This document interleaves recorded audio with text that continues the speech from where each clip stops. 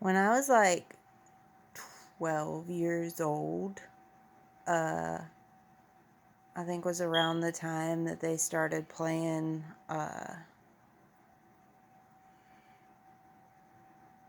stuff from Michigan on the radio, and they kept trying to get me to listen to it. They were like, "Don't you want to listen to this person?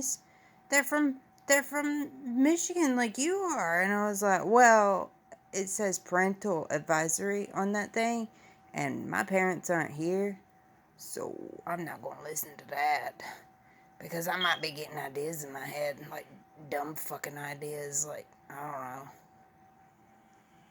don't know, losing stuff." On the back of a trailer,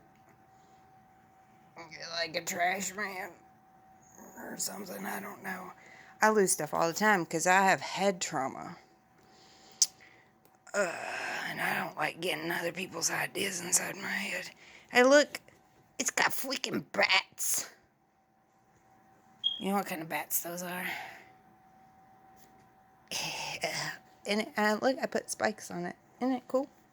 It's pretty cool. Hey, does that look like toast to you?